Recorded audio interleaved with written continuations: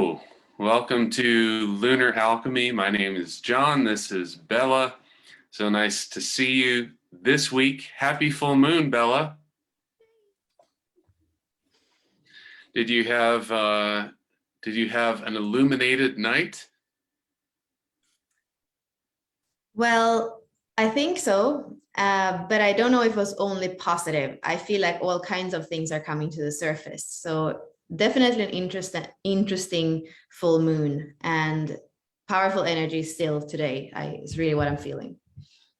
Great. Well, I can't wait to hear about what you're seeing around that, as this particular week's shadow of the solar transit really holds a wide variety of expressions that could be bubbling to the surface. And that is, of course, the shadow of corruption as an aspect of gene key 50. And when we're talking about corruption, as is mentioned in the gene keys, is we often think of it in terms of the social or governmental corruption that we can witness in society today. And yet it actually takes place at all levels of our being, all the way down to the level of our DNA in the process of transcription, which is the essentially the messages of the data held within our DNA that is being replicated or transmitted to a new cellular creation. And in that process, corruption can occur, very similar to corrupted code as we talk about it in terms of computers. So this is something that exists at every stage of our experience, not just those corrupt governmental officials we're always complaining about. So, Bella, I'd just love to hear about some of the energies that you're noticing. As we're coming into alignment with the full moon, that means that the sun, the earth, and the moon are all essentially in a line, at least for a brief period. And I'm curious what you're seeing from that alignment in terms of how it is contributing to what's happening energetically and beyond. Yeah, I'm just want to check with you. I think, are you recording? Because it doesn't show like if you are. Thank you. All right, now we're recording. Go ahead. Perfect. Yeah, so I'm gonna share as usual is this the right one? Let's see. And hello everybody who's joining us today. Inside the container. Oh. Mm-hmm. So yeah, I mean, I could speak for the rest of the hour. So I'm gonna do my best to so really what's really powerful and what you were speaking about is we have the sun in 50 and we have the earth in the 3, and that is the programming partners in that line that you were speaking about. So yesterday the moon, remember that all the planetary bodies are going counterclockwise. That's their direction. So yesterday the moon was here together with the 3. And we had this alignment, and we can see that still we have Mars and we have the sun really close. So they were opposite. And then we can see that 90 degrees, which we call a square, we have Pluto. And Pluto has kind of been, I feel like, the main character for like more than a year now, from that grand conjunction with Saturn and with Jupiter in January 2020. It's like there are things in Capricorn, in the structures that are falling apart, that have to die, that have to transform. And it has this square this year several times that is with Uranus, where we are like old and new, and what we know and what we don't know, and all these things. There are a lot of things that are pulling on us. But this tension with the sun and the moon and Mars and Pluto, I believe this full moon was in Aries, and that is the first sign, and it's about me and seeing kind of a new start. It's the first sign of the zodiac, so it's about the self, and it's about what are you initiating. And at the same time, when we have the sun and the moon, it's like things are coming up on the table. We're seeing things. There's the two luminaries. And then when we speak about Pluto, it's often the things that we don't see. So there is, for me, I feel like there's a tension here where corruptions 50 and chaos 3, that we maybe not have been aware of, is going to come up on the table and be really, really present. And that's what I can say for my last few days. Like, I've been seeing some of these extremes and some of this chaos. And like, I have the 50 in my chart. I don't have the 3. So I feel like I'm perceiving the 3 in everybody else. And I'm like, what's wrong with you? The 50 is my only first line that wants harmony. And, so I believe that those things are coming up. And like I was saying, with the full moon, what I feel, it is in Aries, it's in the first sign. We also have Chiron there, and we've spoken about that several weeks. It's about our authority. Like, what do we need? And maybe I feel too, we have had all this Libra energy. What is it in relationships that isn't empowering for me? What is it in relationship that doesn't have balanced scales? That feels like it's very important. And what is it then that has to die in the structures, whether it's in a relationship, whether it's in that kind of more outer structures? That's the tension. And I think maybe more clear than ever what doesn't work, what isn't in balance in us, and what isn't in balance in our relationships. That's what I'm discerning. And like, corruption and chaos are very, very important words right now to highlight. And I mean, we could throw some psychosis into the mix here with a 61.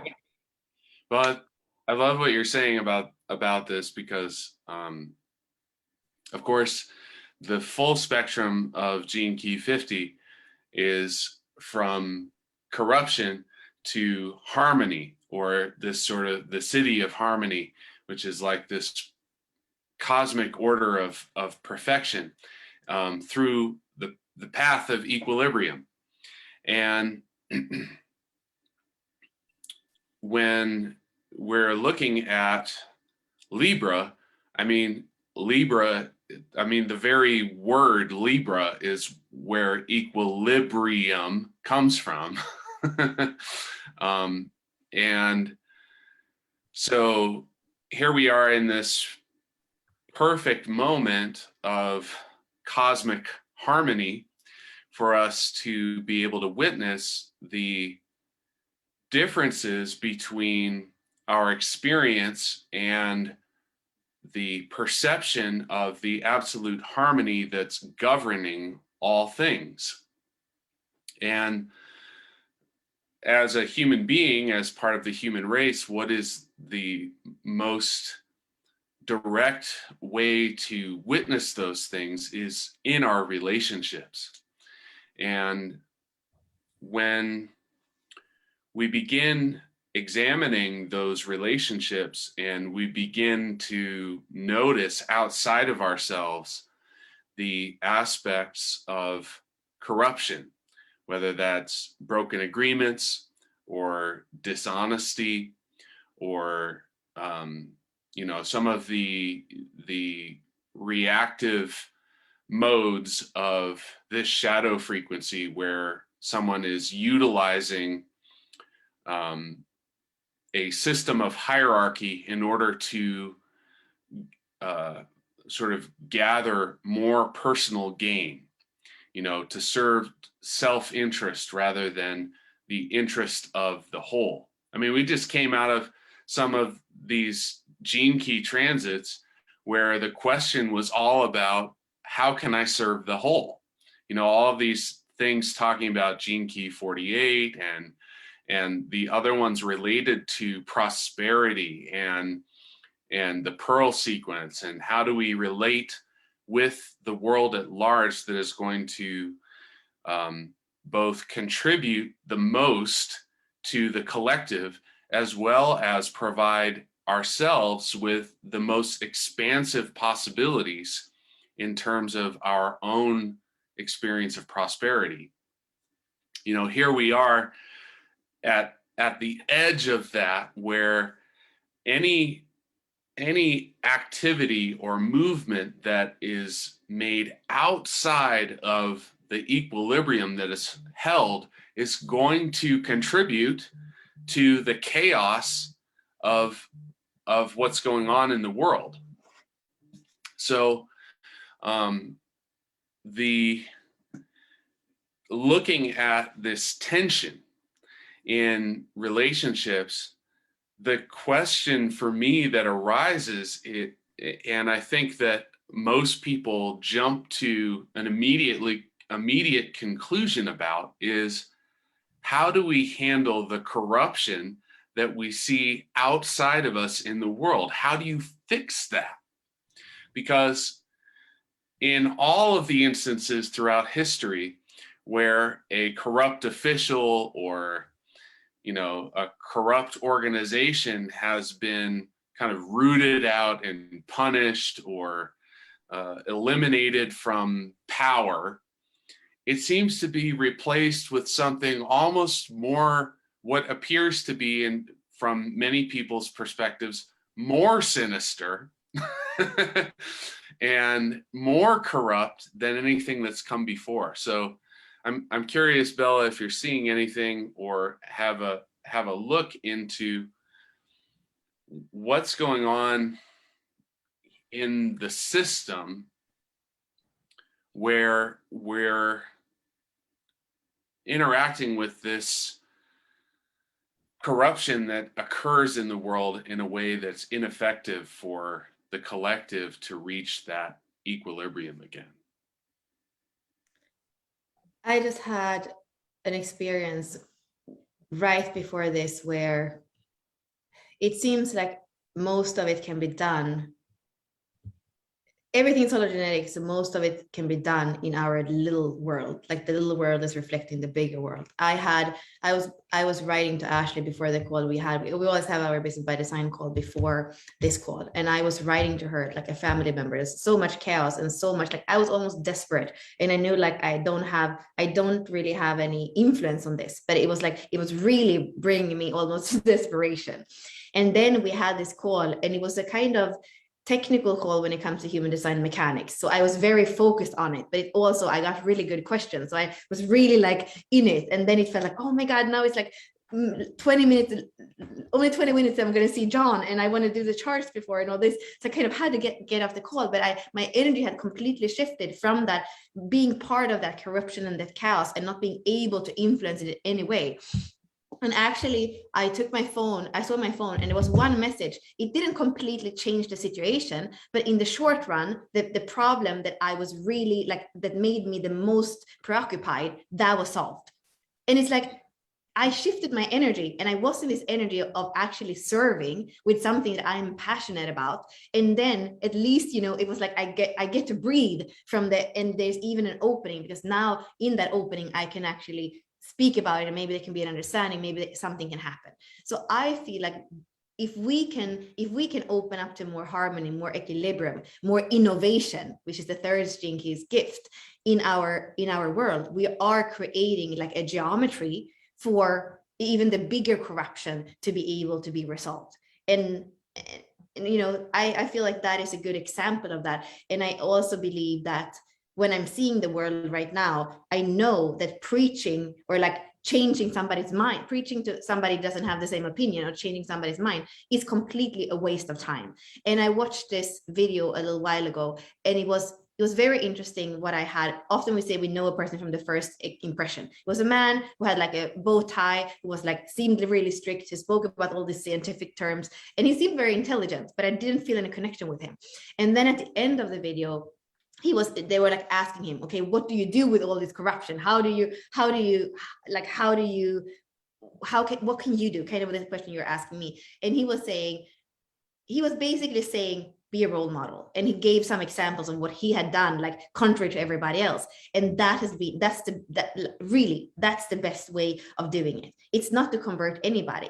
It's for us. And this is the leadership that goes from the 5th line to the 6th line. If you know about I Ching, human design, Gene Keys, the 5th line is that really powerful leader that we have known before, the influential leader, but can also go to tyranny, because it's that leader that is imposing on others, and it's leadership for good and bad. If it's a good leader, it's going to lead everybody to somewhere good. If it's a bad leader, it can lead down a completely different road. So the new leadership is all about, it's a cellular leadership where we are the example. It's the sixth line. It's a vision of the future, and it's embodying that vision in every step. And it's not necessarily telling people to do it. It's a cellular resonance with higher values that we're walking in the world. And by that, we're inspiring others to also start to live at that higher frequency. And that's what I'm seeing. That's what I believe we can do.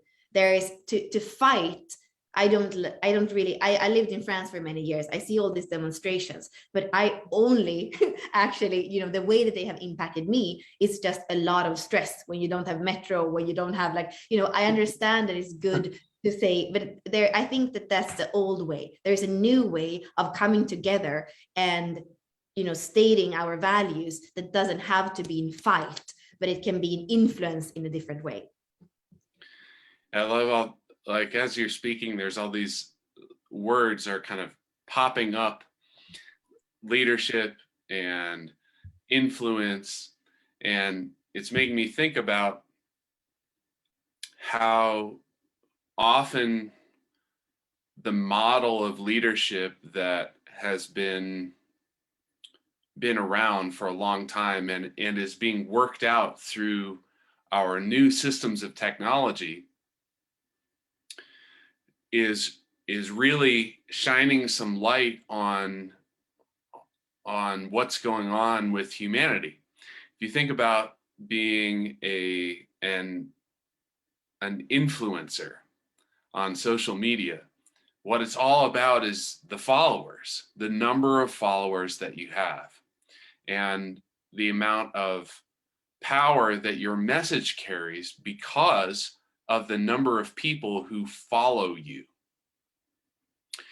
And when a corporation or a business is identifying the best pathway for survival or for thriving through competition, they want the fastest route to the most powerful message that they can possibly receive.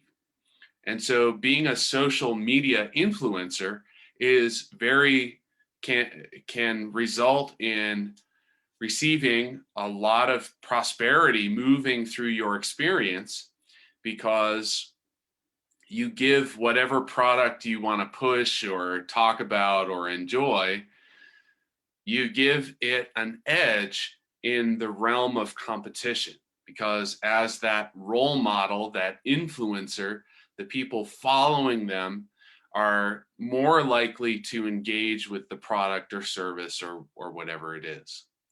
Now, when looking at all of this, we're looking at the form of a hierarchy where the influencer kind of stands at the top of a pyramid, and all of the followers make up this massive amount of power that they can exert through their own choices and actions.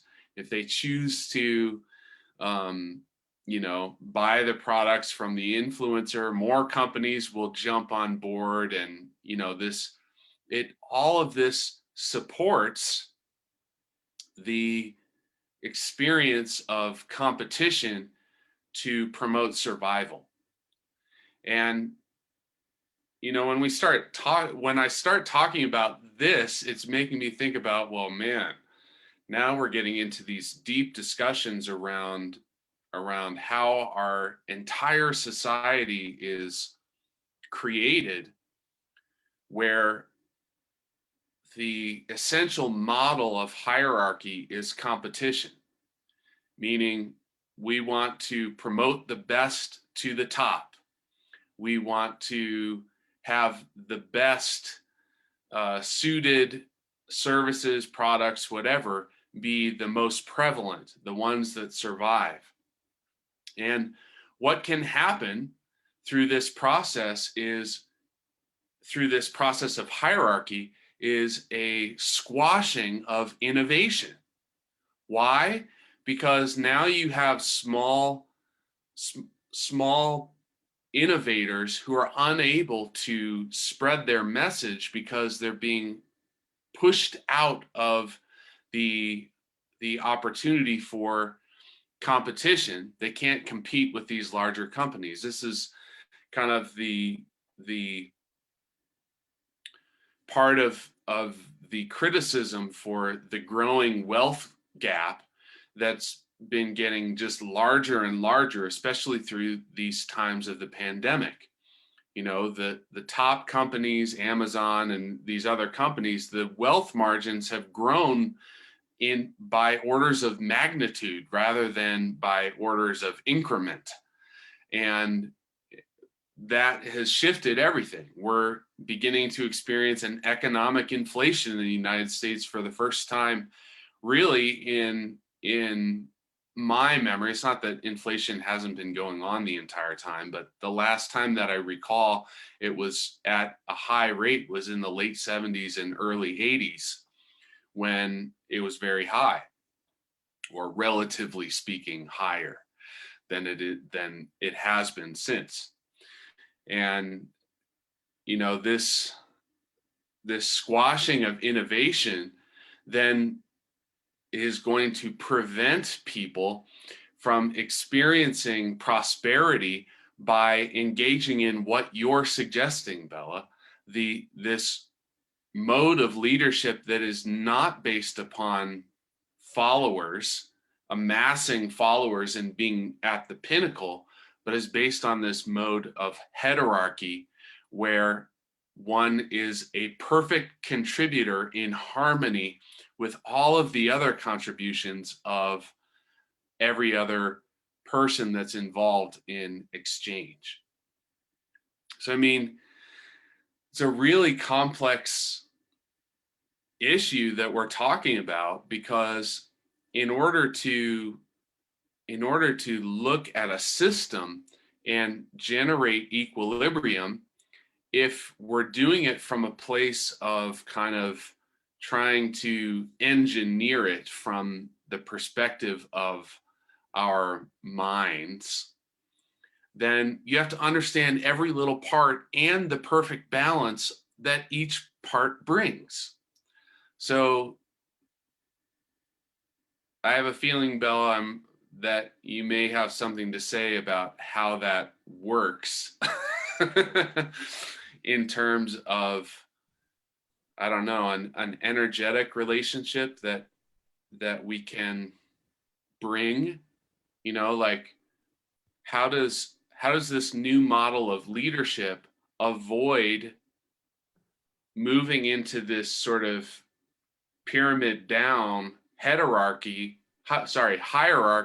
model that is almost like it comes through our bodies as like a genetic expression, like we're built to follow leaders that pop up out of nowhere and to ensure the survival of our systems, our families, our communities, our nations, whatever you want to call it. How do we move leadership in this direction? Yeah, what a great question. I mean, I actually want to share the screen again, because that's where we are in the codon rings right now. So we are in the 50, then we have the 28, and then the 54. 50 and 44, that's the codon ring of Illuminati, which is us. You know, when we wake up to this new way of being and of organizing ourselves, this is all about self-organizing organisms that actually are living, you know, at a higher frequency. When we start to wake up to when I mean, I don't even know where to start. But with those two, I mean, we can think about it as an orchestra. In an orchestra, there is no hierarchy. There is like we call it the maestro in the 64 doors, the 50, and he's actually making sure that there is a harmony with all the different instruments. But it's not like one instrument is more important than another. An orchestra is really a synergy of musics, of tone, of tones that become and harmonics that become music. So the 50 and the 44, they know about those self-organizing principles. And I was posting yesterday in Jinky Globals, and it got so many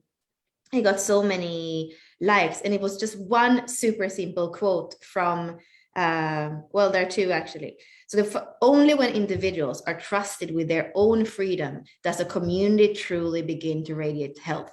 That is from the 50th Jinky. And the other one is, true equilibrium and teamwork is always self-organizing. It's always a self-organizing phenomenon that can never be successfully implemented through external control. So those two quotes, it's like it's speaking exactly to what you're saying. The 44 is about synergy, and it's about knowing that when the orchestra comes together, some instruments are going to sound higher, some are going to sound like, but they are all part of that. And that's the same thing with the way that we see the new organization of how we can work together. Like I might have more responsibility than somebody else because I'm like, that's uniquely what I'm good at, but somebody else is going to be good at something different.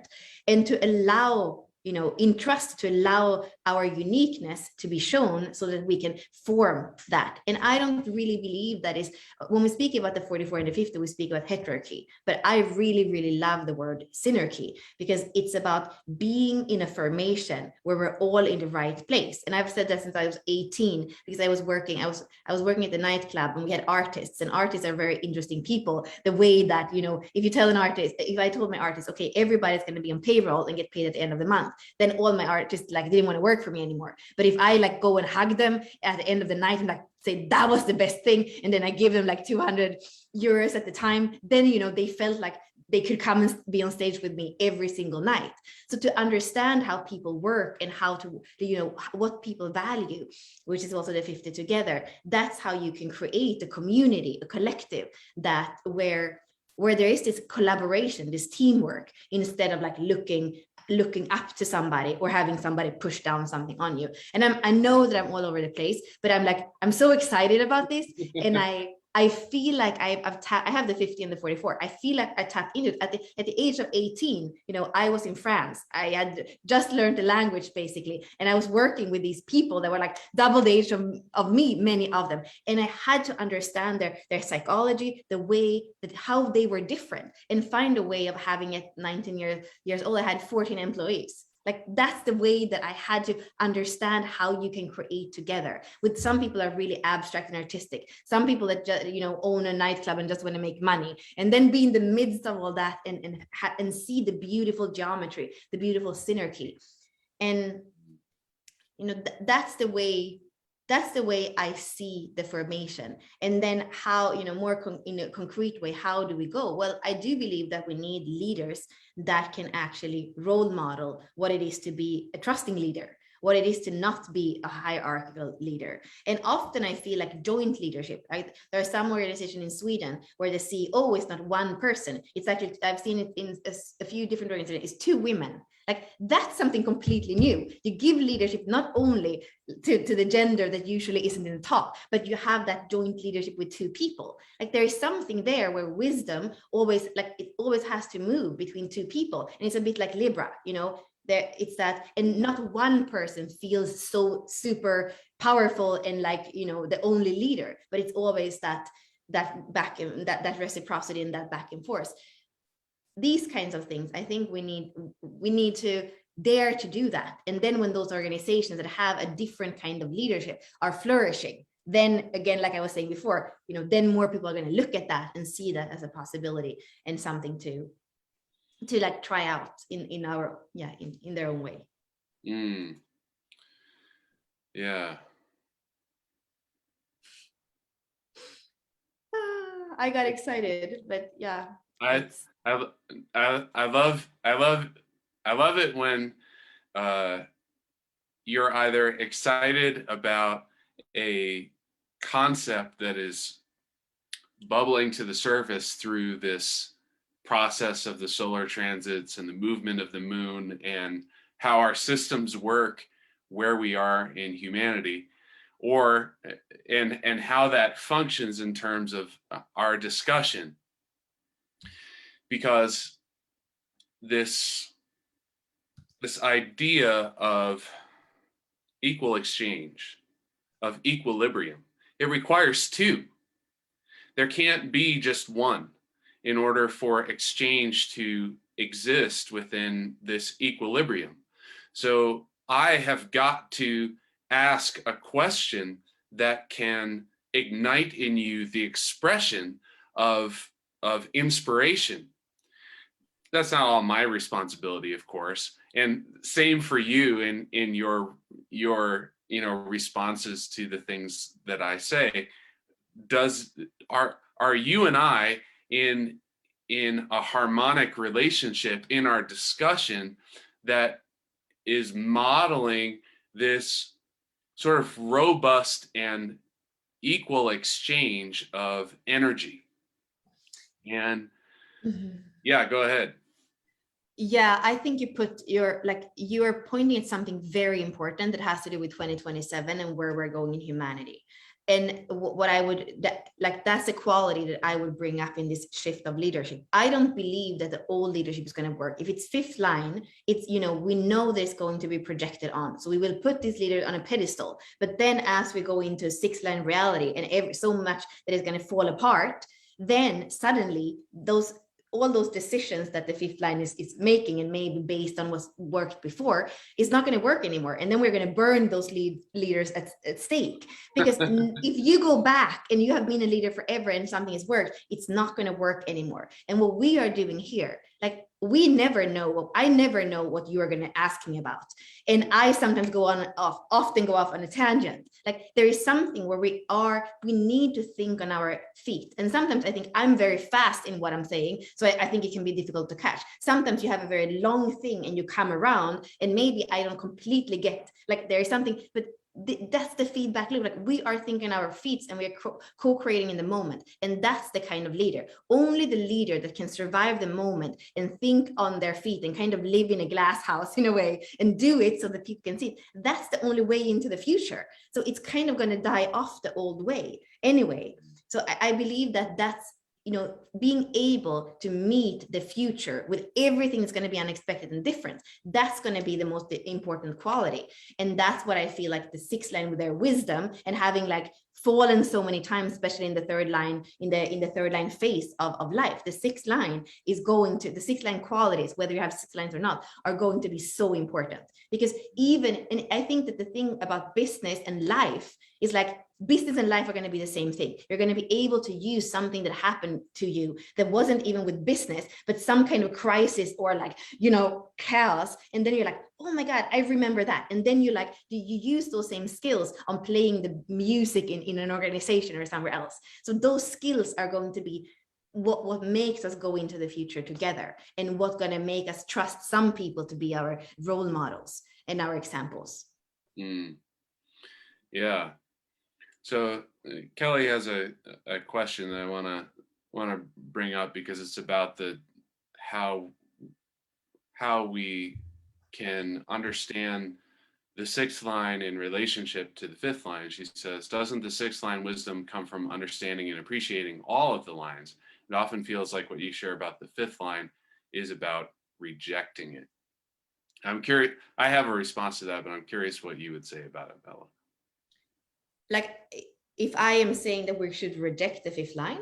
No, I mean, I'm absolutely not saying that we should reject the fifth line. And I always say that the sixth line has all the colors of the rainbow, and it appreciates all the line, absolutely. And also part of the wisdom of the sixth line comes from that, fifth line.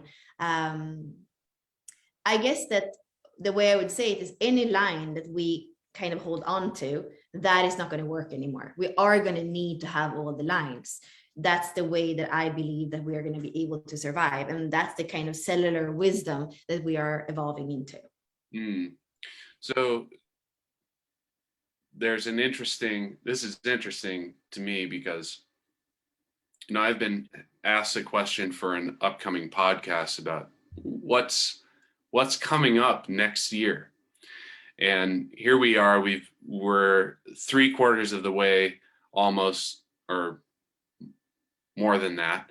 We're more than 3/4 of the way through 2021. And what is 2021 but a 5? 2 + 2 + 1. And 2021 represents, at the base, our 2 feet.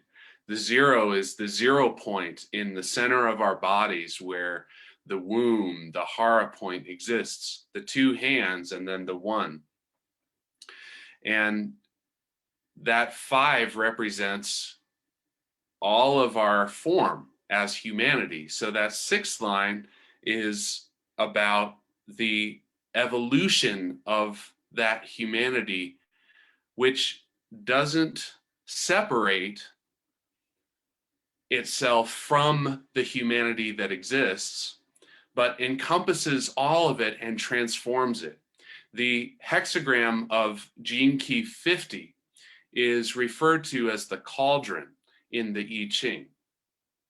And while Richard Rudd, kind of in his description of this gene key, focuses on the cosmic order aspect of it, when you see the lines, the broken line at the bottom of the base, and then the cauldron, and then there's a little handle on top. The Ting is the name of this cauldron from which you can feed everyone equally. And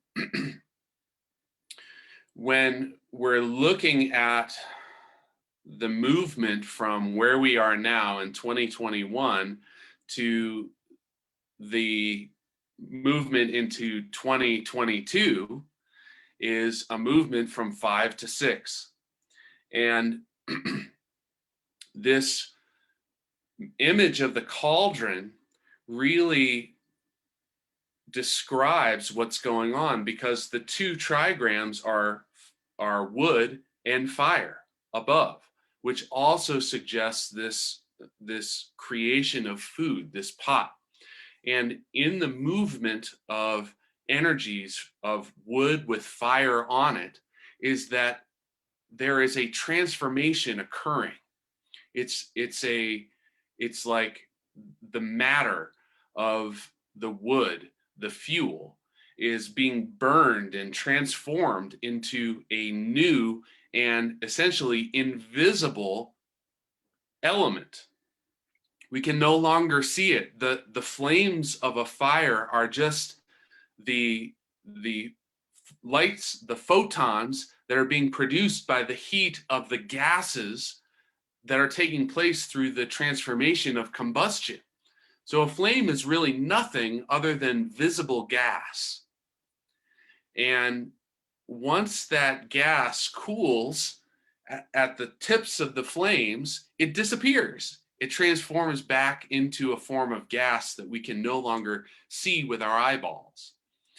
And this 6th line, I believe, is indicative of this same type of experience. The 6th line itself isn't anything. It doesn't represent anything in terms of how we can experience it as a human body. It's like an invisible state of that describes the transformational qualities that come through all of the aspects which have been established beforehand. So that really, when we look at all of the lines, 1, 2, 3, 4, 5, functioning in harmony, perfect harmony, along with the 6, which might be described as a sort of what's the word I'm looking for? Combination doesn't really describe it. It's like a culmination of each of those lines' energies. You have this transcendent expression that can then evolve into a completely new expression. So to me, this is where I love the image of the maestro, because it's like my background growing up came through music. You know, I went to a music conservatory in New York City when I went to college. And one of the things that I always found magical about music is that every single member of that group, no matter the size or the grandeur of it, was essential in terms of their contribution, but also in terms of their responsiveness to the whole. When you're playing as part of an orchestra, one of the greatest aspects of the art of being a part of that group is being able to listen not only to the person that's sitting directly next to you, or to the person that is establishing the stylistic expression of your mini group within that orchestra, but also listening to the whole orchestra and adjusting your own expression to be in equilibrium with all of those elements. And the more deeply that you as an individual can listen, the the more harmony is developed within the whole. And then this takes place exponentially throughout the group. As that harmony increases, the resonance of the entire group's expression gets greater and greater. And the ironic aspect of all of this is that the maestro, the conductor, is the only one in the entire group who contributes no sound to any of the process. He's like the sixth line, or she is like the sixth line, who, while guiding, as the conductor guides, you know, sort of directs, if the conductor stops and steps back in a performance, the orchestra doesn't stop, it keeps playing. And it's one of the most incredible things to witness a maestro who recognizes that the orchestra can handle it without them. And when they step away, you can see the full power of that synergy, that synarchy, that heterarchy, whatever word you like. So for me, that's where that maestro archetype is really, to me, a perfect example of the mode of leadership that can bridge, that can lead into this transformation. When an orchestra first comes together, if they try to play music, they all have a guide, but without that maestro conducting them, it's going to take some practice before they can come into harmony. But with a great conductor, that harmony can be established right away and held and expanded upon. Really a beautiful image to consider in terms of leadership and our contributions. Speaking of tangents, Bella, so I feel we're moving to the edge of our time frame. I'm wondering if you have any last thoughts before we continue with our solar members into the quantum healing transmission to entrain our energies to contribute to this movement. What's on your mind in conclusion of this discussion? Yeah, I am still thinking about the fifth line and the sixth line leadership. And I do see the lines as spiral dynamics, and that they are, they're kind of reacting to each other, but they are also in perfect harmony coming after each other. And maybe the way that it sounded before when I was speaking is that I'm speaking about the fifth line in the shadow. We know that all the lines and all the gene keys, there is a lower frequency and a higher frequency. What I do like, what Ashley often says, she says the fifth line is super important because we are the one, she says, that people listen to. So we are the one that are going to have to make people listen to the six lines, and maybe the fourth line too, because it's like coming together as communities. So she's like, as a 5-1, I kind of have to turn people onto the 4-6s so that that kind of leadership can be included. And it's a joint leadership. The whole thing about the 44 and the 50, it's a joint leadership. And that's what I was saying before too. When we have just one on the top, it's very easy that it becomes corrupted. But when we have a joint leadership, that's when we can build something. And I feel like there is something also with when there can be so much chaos in the moment as things are shifting, the leadership of assertiveness in the now might not always actually work, or we might not know what the result is. But when we can lead with a vision of what we want to build together, which is totally the sixth line again, when we can build with that, when we can lead with a vision, and it might not be perfect now, but at least we have that joint purpose of where we're going. That is probably more what it's going to look like, because I do see the tower card, like I do see things falling apart, and that it's not going to be all clean and beautiful in the moment. And I believe that the resilience of the resilience that a fifth line can have there is super important, and the vision that the sixth line can have. And I see the empowerment of the first line, and I see the naturalness of the second line, and I see the not falling down and feel like everything is failing of the third line, and actually being able to go through trial and error. And I see that heart and the community of the fourth line. So I believe that the synergy of the new leadership is absolutely including all the lines, and that all are, in a way, equally important. But where we're going, and what Richard Wright has always said, and what we also know with the global cycles, we are going in from a first line reality in global cycles to sixth line reality in 2027. That's where we're going, and we can't do, that's the program. So welcome the program and do our best. Yeah, I love how what you shared, it brings into perspective how the roles that each line plays are an essential aspect of the whole. And I think one of those aspects for fifth lines, if you have fifth lines in your hologenetic profile, or you have your primary profile includes a fifth line, is to understand that part of the ways that the shadow expressions of others get worked out is through that projection field that you are kind of an ambassador of.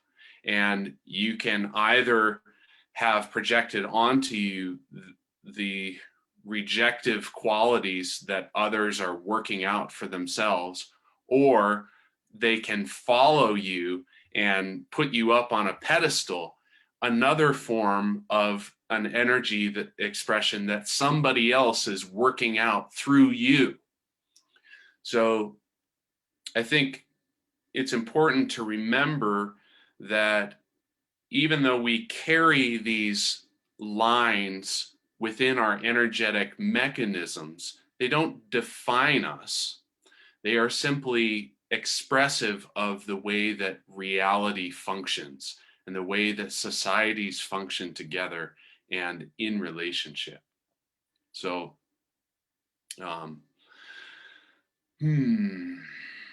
so I think we should leave the conversation there so we can move on to our quantum healing transmission.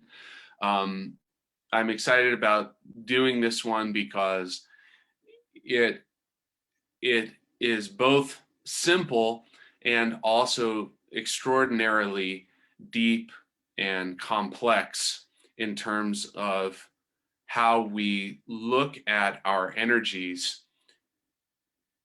that move through our system, moving from a state of shadow frequency that often contributes to experiences of suffering to transformation into a higher frequency that can allow for this evolution to take place within us and through us that we're talking about with this movement of the 2027. And so I'm excited to move into that. If you're watching on Facebook, thanks for joining us. If you're interested in joining us for those quantum healing entrainments, these are frequency packages that you can receive that will assist you in your own process of moving in the direction that has the highest harmonic that you have access to. You can find that link in the comments there. I posted it for you. And we'll look forward to meeting you in a future Lunar Alchemy session. But for now, if you've joined us on Facebook, thanks for joining us. We'll see you another time. So have a beautiful day. Keep enjoying those full moon energies as they continue to bubble up through our systems. And we'll see you next time.